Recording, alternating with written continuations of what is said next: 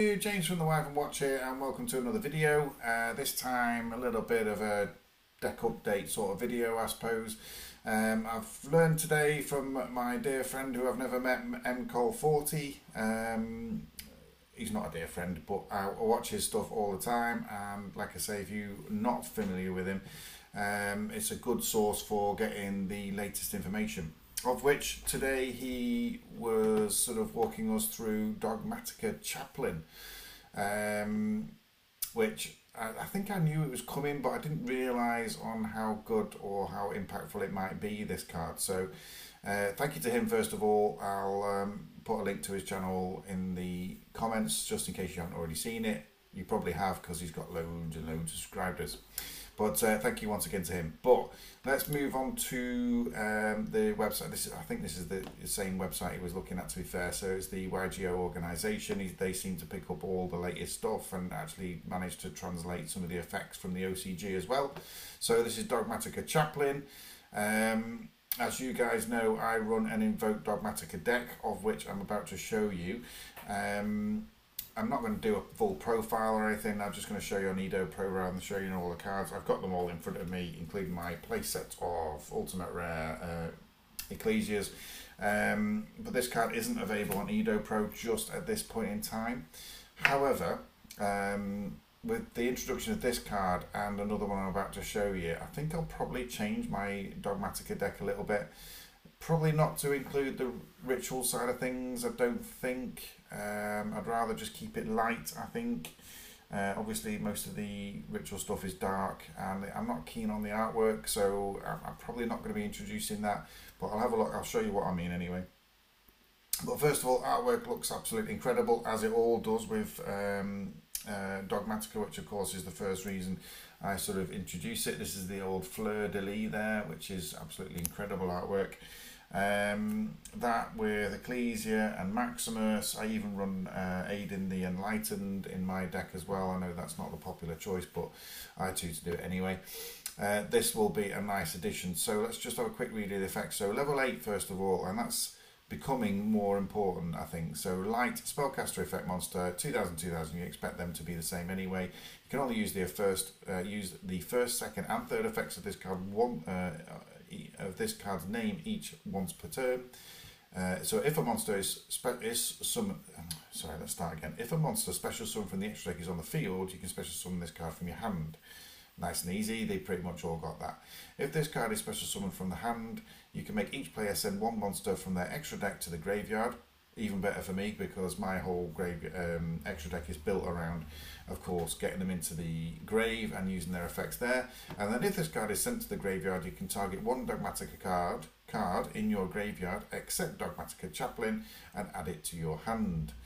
That's great, because obviously you can bring back an Ecclesia and off you go again, sort of thing. So this card on paper is going to do a lot for my deck, and it probably is going to be an instant 3 of, is my guess. So this is my current build for Invoked Dogmatika. So first question is, does it stay invoked? And that's a good question.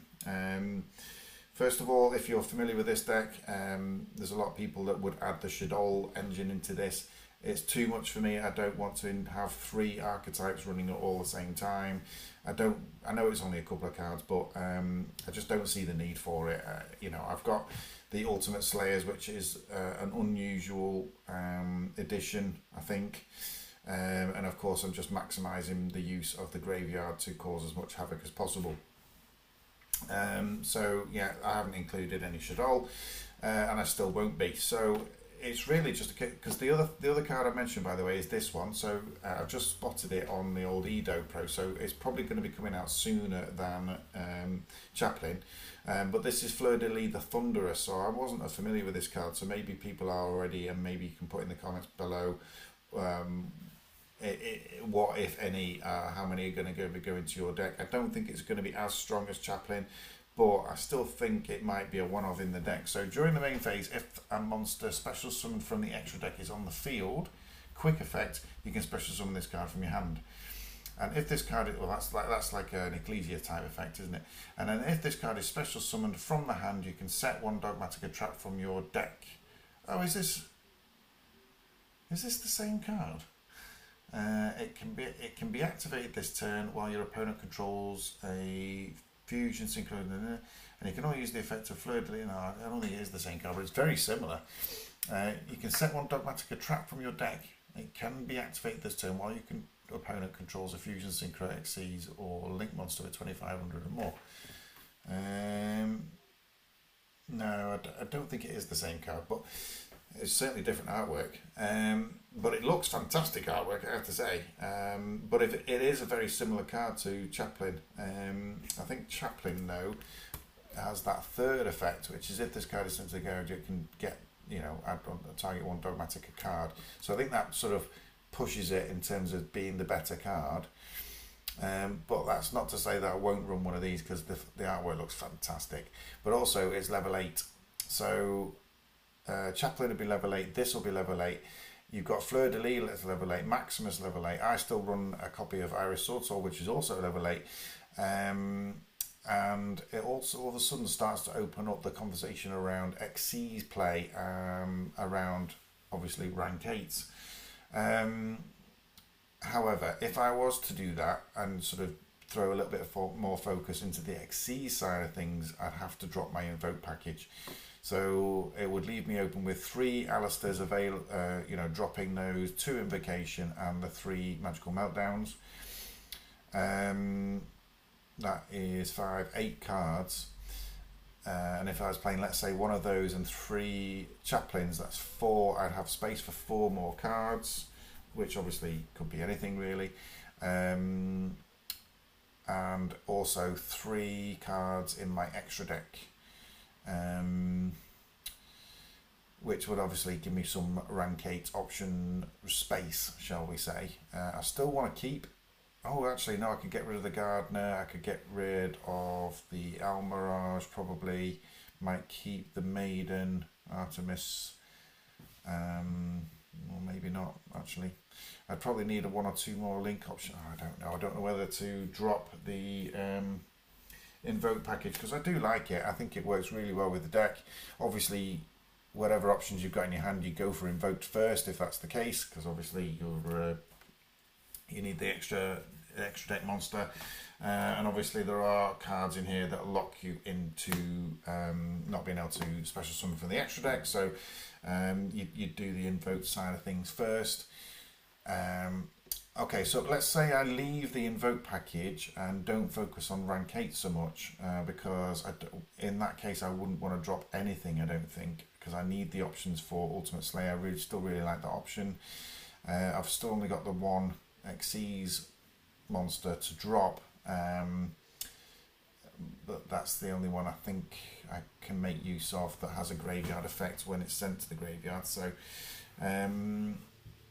does that negate effects? I think if this kind of thing, you can target one effect or negates effects. So yeah, that one negates effects, which obviously works with Sword Soul, as does the droplets.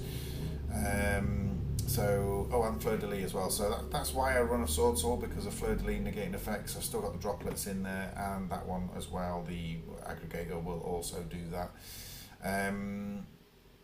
I still love this deck, honestly. I don't play it enough. I used to take it to locals all the time. I actually won at locals with this deck a few years ago. I think mainly because most people weren't familiar with it, I think. But yeah, so if I was to keep... I think what I'd probably end up doing is dropping one of these hand traps, because as you all know, if you watch my profiles, I'm not a massive fan of including a load of hand traps in the deck. These are the other options, by the way, I've considered in the past. I think I've just thrown them down there. So what I might do is just drop the Ghost Bells, and then include the Chaplains. Yeah, I think that's probably a possibility. And I might go to 41 and then just include one of those as an extra card. Or maybe get rid of Desires. Desires I'm still unsure about. It obviously works sometimes, but doesn't always work. It's not exactly a card that I can 100% rely on. So I could drop the desires actually.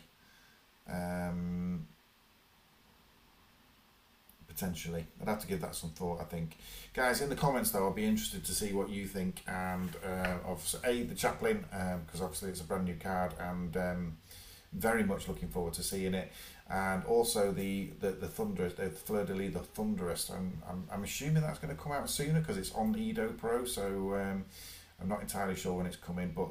It'd be nice to give this deck a little bit of a refresh. It's not had any changes recently, hence no profile recently. But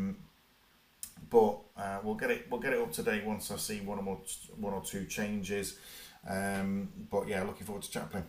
Let me know what you think. The comments are super important on this channel. I'd also like to thank you because the comments that are coming in recently are super. Well, they're super nice apart from anything else. Everyone's being very complimentary. But also they're giving some really good insights into those decks that they're commenting on. So obviously I've got more decks than I would possibly know how to use competently, let's put it that way.